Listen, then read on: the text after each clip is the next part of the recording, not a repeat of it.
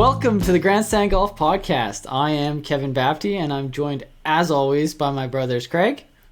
Ah, yes, top billing. Hey guys, how's it going? And Adam. What's going on, guys?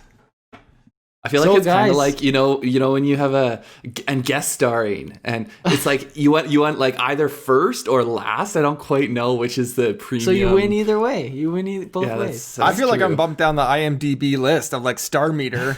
I'm now last billing. You guys read too much into this. I got it. I really just look at the two of you and see which one needs a little pick me up today. It's good because I did need a little pick me up. Well, let's get back to it. Golf is back. We just got to watch the Sentry Tournament of Champions on the beautiful island of Maui. Adam, why don't you give us a little bit of a recap?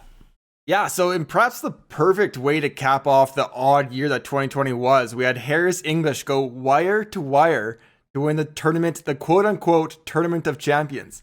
And remember, Harris is only there because he got the invite from the top 30 from the FedEx Cup standings the previous year.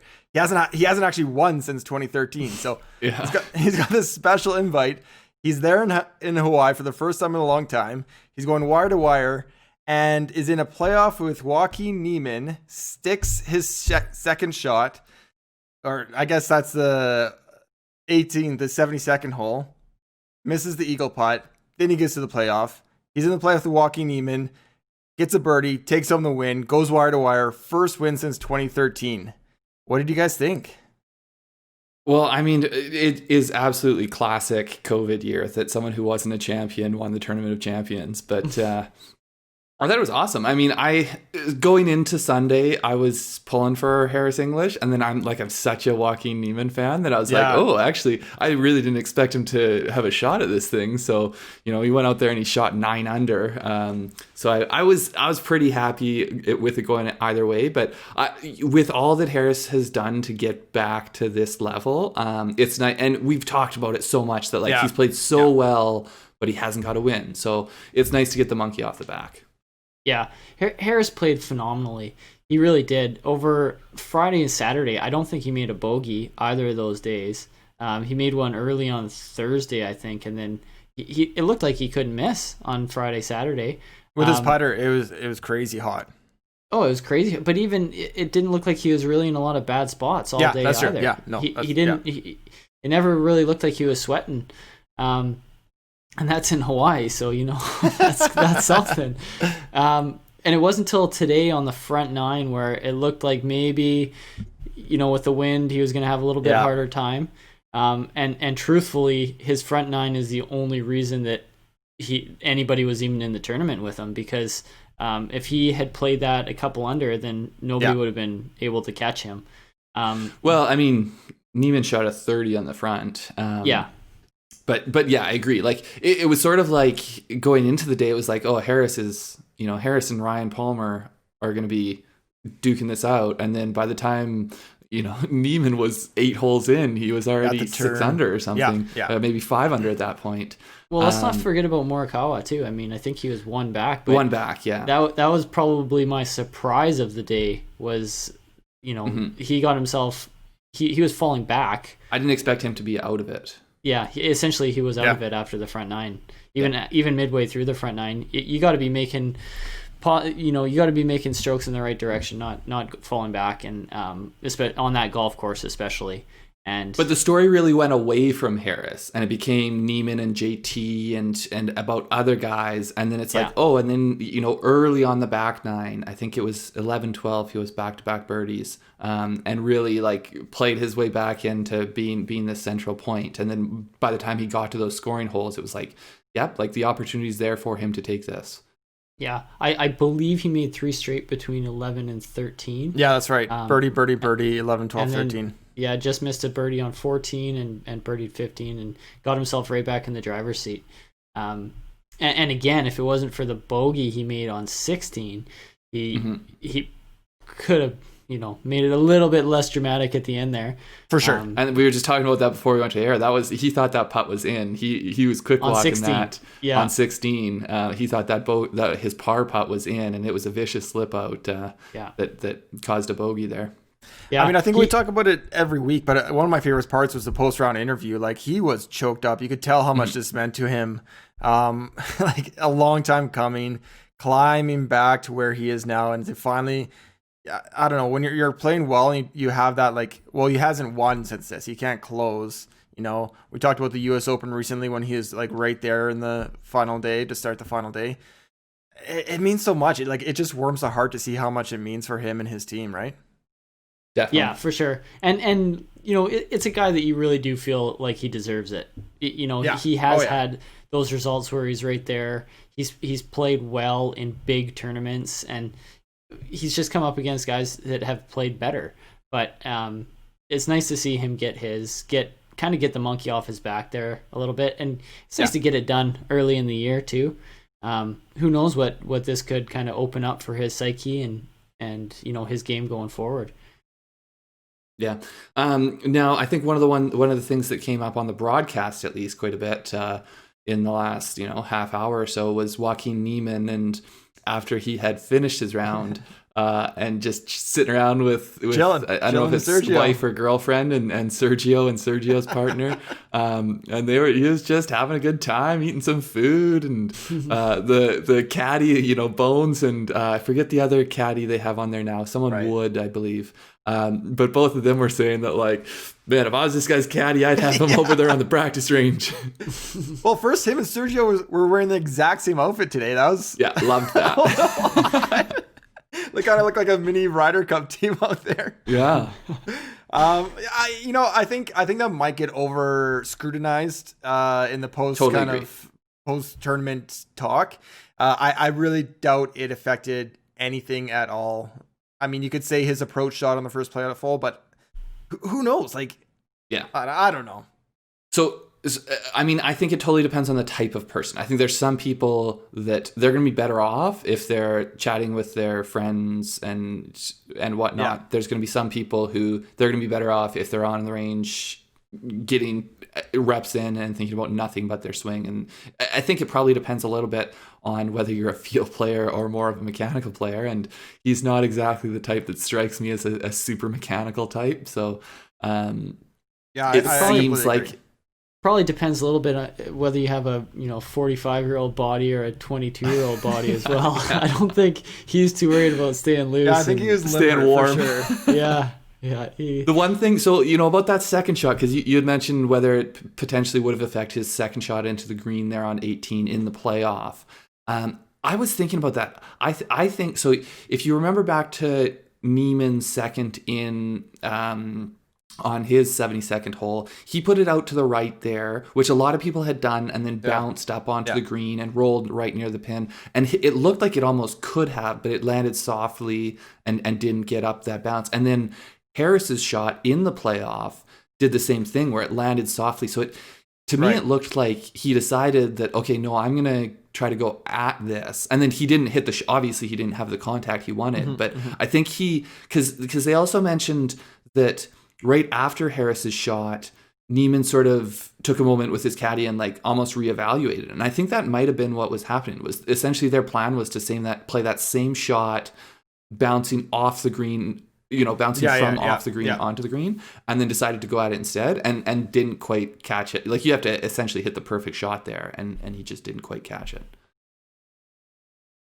Yeah, that 18th hole is always good for some drama, and it didn't disappoint this time. I don't think it is very easy to have a 2-shot swing there either way, with these guys kind of jockeying at the end there. JT, Niemann, and English were the only ones at the end that had a chance, but it's fun how it kind of keeps everybody in it till the last minute. It's a great course, I think. It's a beautiful course. It looks like a great course. Tons of angles. Tons of angles, and also I like those ones where you can be a little bit off with your yardage, and you can be down it's so easy to get in trouble if you're going to be aggressive. There's a lot of risk reward, I think, in approach shots, which I think that makes for great spectator golf. It's good spectator golf. I do think it needs the wind. Otherwise, those guys just eat it alive. Well, usually it does get the wind. See it. You saw a tiny bit of wind this week, but you really didn't see the wind defending the course like you do. Yeah. because that it's so wide that without the wind, it doesn't have a lot of defense with guys that are this good. I mean, I'm sure we would find it extremely challenging no matter how wide it was. But these guys need. I mean, when the wind's up, right? That's what you mean. Yeah. Well, exactly. Of course. Yeah. So who else was there that you guys want to touch on? Obviously JT was there. He made a bit of a run today after not having a great third round.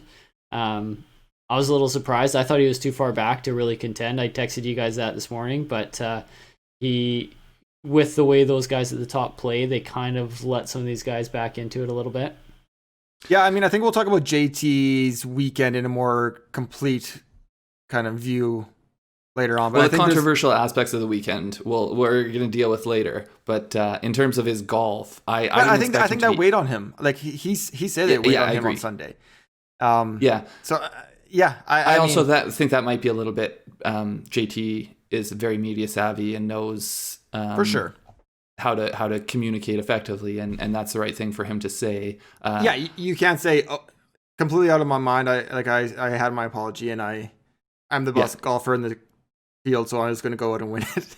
Yeah, but I mean, he came out. He was 4 under through his front 9. He put himself in a position that I didn't think he would be in to have a shot at this tournament. Yeah. We were talking about it, I believe, after the Friday round, Adam and I, for our showdown video that night. That was the round where JT really stumbled on the back 9. It was, he was playing, I think he was playing with Harris, and he ended up making a birdie on the last to stay at even par on the back 9 there. But it really felt like that was the point where he could have kind of run away with Harris from the rest of the field and didn't do it. And you kind of look back at that, and that's probably where the tournament got away from him was that even par 37 on the back 9 on Friday. It was interesting because it seemed like, obviously with Harris going wire to wire, there was sort of a always changing supporting cast where guys were kind of coming and going out of that first page of the leaderboard. I know after Friday, I had staked a few guys, JT, DJ, Reed. I was thinking I was in a pretty decent spot where those guys could make a move on Saturday. They all went the wrong way, and guys like Morikawa, Palmer went shooting up. So it was interesting in that sense how the tournament sort of ebbed and flowed a little bit, but Harris was the constant, and I think that's why it's good that he was crowned at the end. And just real quick on that, because I thought Palmer, so his double bogey on 11 when he hit it into the cabbage. I sort of thought, I was like, okay, well, there's the collapse, and that'll be that. But he really impressed me with, continuing to dig, and he actually, he put himself in a place where he could have had a shot there in the last couple holes. He would have had to go birdie eagle, but still, like from where he was on 11 there, I didn't think that was a possibility. I was going to say that one other guy that seemed to be at the top of the leaderboard throughout was Palmer. It felt like my sleeper pick, a little bit of pat on the back there, but just want to add that one in. But his Saturday post-round interview, well, there's a couple things with Saturday, but his post-round interview, they said, your putting has improved so much. He's like, yeah, I have a line on my ball that I now line up. And I just hit it. I'm like, how is it taking you this long to get a line on your ball? So it's funny because I was watching, I don't know if you ever see the TaylorMade YouTube videos, right. But they put out great videos because they have such an awesome stable of pros where they get like 4 or 5 guys out at their practice facility, and they'll just be talking about golf and like different things they do. And there was one where they were talking about lines, and like half the guys were saying they don't use lines because they don't like it. And then like DJ was one of the ones who was saying he doesn't use lines. And then like this was obviously filmed, about a year or more ago, because now like he's super fastidious about using his lines. But I think it's almost like a pride thing in some ways that sure. These guys, they're like, oh no, I'm a field putter. I don't want a line at all. Oh, this kind of helps. Let me do that. I can relate but the other thing about Palmer in that Saturday round was he had the potentially improving his lie ruling, which I always think that's a bunch of bogus. I mean, quick thoughts. I think it's completely nothing at all. I think it's. What do you guys think? Like, was there anything to it? Yeah, well, I think that if it was happening to me, I'd be improving it as much as I could. I gotta hit the same shot again. Come on. I think it's silly that like the determining factor is that whether or not he intended to improve his lie. Like to me, it should be like if he kicks the divot out of the way and then his ball rolls where the divot was, then it doesn't matter what his intent was. And if he kicks the divot out of the way and the ball's not near there, then it's like, to me, that's how the penalty should be determined. But golf still seems to want to judge everyone's intentions. But that's a new shift. The intent thing is a new thing. It's within the last few years. Like the whole Zach Johnson at the Masters doinking one off the toe of his club and off the tee marker. Back in the day, that would have he would have had to hit his next strike the ball. No, he had no intent. It was a practice swing. But that's what I mean. Like, But back in the day, they would have said, "Okay, you're line one there. Now you can't tee it up." No, I think that should be the case. I think you can learn how to take practice swings without hitting your ball. I don't disagree, but there was a shift towards intent, and I don't know all the details about it, but there was a shift a few years back that it's now an intent-based thing. So I mean, if we could use it in our legal system, I guess we can use it in our golf rules, but it just still seems very silly to me that the determining factor on whether or not something's a penalty is whether he was kicking the divot out of front. So like, what if he's frustrated because his ball's gonna roll into this up against this divot and he kicks it out of frustration that his ball's gonna roll? Is that improving his lie or is that out of frustration? Yeah. Anyways, I didn't intend to miss that putt, so I'll just take it back and try it again. I didn't intend to shank it. Let me just hurry up here, guys. So who else should we talk about here? Xander ended up getting a T5, kind of was just hanging around. The classic, no cut, limited field, Xander, stellar performance, right, Craig? Yeah. Like he's your no cut guy. Absolutely. You can take it to the bank pretty much, and at this course too. Loves the course. Yeah, loves the course. I really think that this, JT might be a bit the anomaly, and maybe Palmer too. I think he plays maybe a left to right, but I think this course sets up so well for people that hit the ball right to left. Yeah. And so it just seems like Xander, this is a perfect course for him. Yeah, that was some of my thinking behind Patrick Reed and the one and done this week for sure. Mm-hmm. He loves to sling it in there from right to left. You didn't know he'd come down with shin splints and blisters, though. We'll get to that in a little bit. We'll get to that too. Yeah. But so Xander, Bryson, and Rahm, to me, all kind of lumped together. They all, they're fifth and tied for seventh, but they all kind of were never really in contention. And I agree. Had good rounds today to improve their finishing position. The classic superstar backdoor into the money position. That sort of speaks to, I was just going to say, that speaks to the kind of golfers they are, where it was sort of ho-hum for them, but they're good enough that it was their ho-hum was top 10 worthy. Kind of interesting, and we'll get to more about equipment kind of stuff, but Rahm, in his first tournament back, does, first tournament with Callaway, gets a top 10 there, and he's obviously still going to be adjusting to those clubs for a little bit, I would imagine. So he's got to be happy with that result, I would think. Morikawa we mentioned briefly. I was a little disappointed with his Sunday. I thought he was going to be a player. Yeah, I did too. He looked really solid on Saturday. I was trying to decide if I wanted to stake anybody going into the final round, and him and English were kind of, I think they were even money, or not even money, but the tied for the lowest odds, or the shortest odds. So, I was surprised to see him fall back. Interestingly, it wasn't his putter though, which is kind of his so-called Achilles heel. His TD Green game. Yeah. And you know what? Thinking back on his round, there was a few times that it almost seemed like it was mistakes of aggression. Like there was that par 3. 11th? I might be thinking of the 8th. The 11th, he saved his par, He did save par on 11, I think, yeah. Was that the one where he went over the back, though? Yeah. Okay. That was the one I was thinking about, where, like, it looks like that's the aggressive play that he's making, which I like that in the position he was in. But especially at that point. Yeah, and I mean, we know how accurate he is with his yardages, and I think that's one of these ones where you do see, when you have elevation and wind and all of these factors coming into play, that you can know your number and still, like, accounting properly for these things is a challenge unto itself. Another guy we kind of left out of there was Sungjae, was a T5, and he kind of another guy that I don't think ever really was a threat to win the thing, but he managed to work himself in there, have a nice finish. Daniel Berger fell off too. Very impressed by Sungjae. And kind of similar to Morikawa, Daniel Berger fell off. Windier, flat shot. I loved him in Showdown in round 4, but me too. Didn't work out. Yeah. And him and Morikawa, I think they played together both Saturday and Sunday, and on Saturday both of them seemed to be lighting it up, and then Sunday not so much. Yeah, tends to balance out sometimes, doesn't it?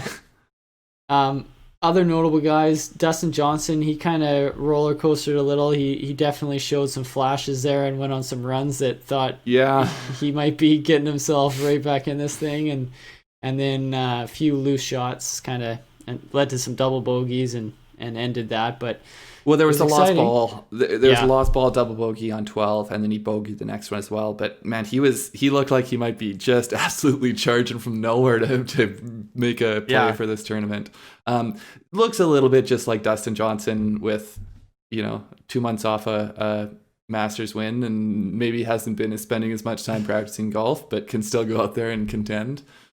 Yeah, he's just so good. Yeah. So one of the guys I wanted to mention too is Webb Simpson. Ended up T17, but he was my fade this week, and through 12 holes on Friday, he was -8 on the round and had got himself to -12 for the tournament. And wow. I was sweating. I thought there might be no end to how many birdies this guy was going to make. But ended up making a double bogey, I think, on 12 or 13. And that kind of, unfortunately, that kind of dropped him out. He never really made much noise after that for the rest of the tournament. But yeah, he was playing pretty lights out there for a round and a half anyways. After barely making it over in time to play. Yeah, he had tested positive for COVID, and I think had just gotten negative tests or something. Yeah, he had just cleared, and then had spent a really long travel day, I think, to make it out there. And I don't even think he got a practice round in. I think he got there the day before and just played. So now he is someone, as we start to dive into next week. I believe he's playing next week, and as I've started to look at the course, he has pretty good history there, so he is someone to keep in mind as we start to look at next week. Interesting.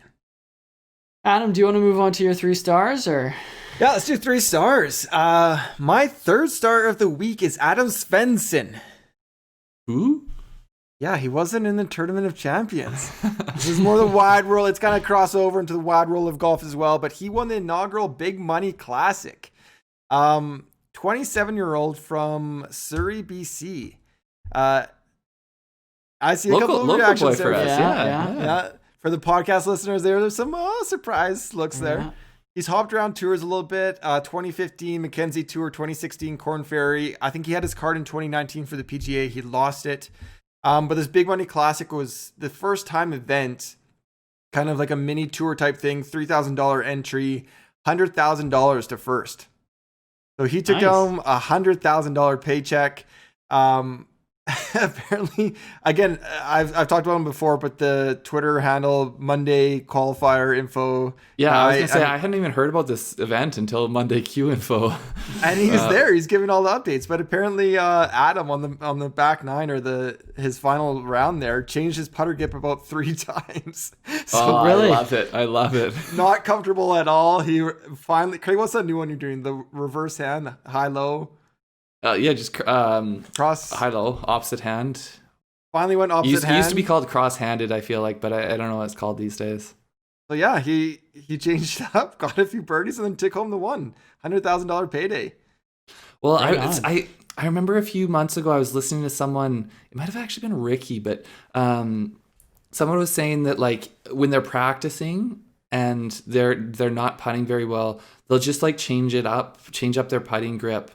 Just so that then they can change it back and feel like they're back to being normal and almost resetting a little bit. which I think that's just a cool. Didn't we have Joel Damon at the Mayakoba do the Happy Gilmore a few? Yeah, he was doing the dropping his low hand down. Hockey step grip. Yeah. He made a few birdie putts that way too, I think. He did. Yeah. So that's the third star. Watching him going forward, I think he's Korn Ferry like alternate almost. So he's got some work to do 2020 is just, I feel like, hammered the Korn Ferry and Mini Tour guys. So nice to see if they can keep $100,000 is nice to kind of keep him going for a little while, hopefully. Keep the dream alive. It'll buy a lot of float for, those guys that the ability to continue playing golf can be very much hinging on whether they can find money to get into tournaments and travel and all that kind of stuff. Yeah. Second star of the weekend, Joaquin Neiman. Super impressive 9 under Sunday. Just one thing here. He's only 22. Like, we have to remember how young he is. He's still 22. He's younger than Collin Morikawa. He's younger than Victor Hovland. He's younger than Matt. Maybe not Wolf. Just super talented kid. Like, it's all going to come together. It's just going to be fun to watch. And I'm a huge fan. Yeah. It's fun to watch him when it does come together, because he's a little bit streaky, and it's fun to see him when he's on a heater, because he can take it deep. Yeah. Absolutely. So for a little while, until Harris came out and won this, I actually had in my notes, it seems like Niemann's the only one who's trying to win this, just because it seems like, how sometimes it seemed like Palmer and Harris were like just hitting to the middle of greens and that kind of thing. And it just seemed like Niemann was just going at everything. He was like, I'm going to try to go at this pin and try to hit it really close and then make that putt. Yeah. Yeah. And he could have been lower. He could have been a few, that could have been 11 under or so. I mean, correct me if I'm wrong, but I'm pretty sure he parred 18 as his final hole, didn't he? He parred both 15 and 18. Yeah. The two par fives on the back. The two scoring holes on the back. Yeah. That's right. And both of those, he was in great shape off the tee. Yeah. Yeah, that's wild. I think he missed 5 footers or 5 or 6 footers for birdie on each of those. So he definitely, he was right there. He could have gone deeper and he could have taken it, but still a super impressive round nonetheless. And first star of the weekend, it goes without saying, Harris English. Like at the top, I said he's won twice in 2013. His drop off was pretty significant. He dropped, I think, as low as 369th in the world in 2019 after the Korn Ferry Tour final. I think he has kept his PGA card throughout his entire career, but he hopped down to possibly improve and get some standing. But yeah, it might have been a situation where he was lower priority. So he might have still had his card, but he wasn't able to get into the tournaments those weeks because he was not priority and had to go down and play in Korn Ferry. Absolutely. So huge win for his career. I think kind of like the big next step for him. And I think I also heard at the end is possibly pushing him into the top 20 in the world. So yeah.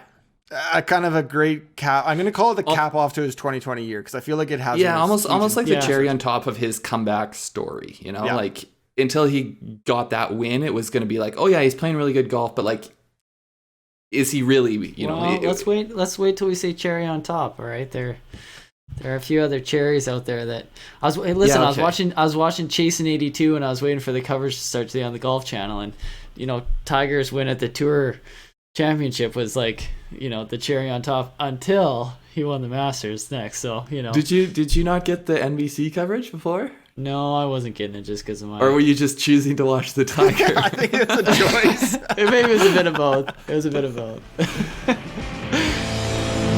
All right, guys. Well, if we're all set, let's move on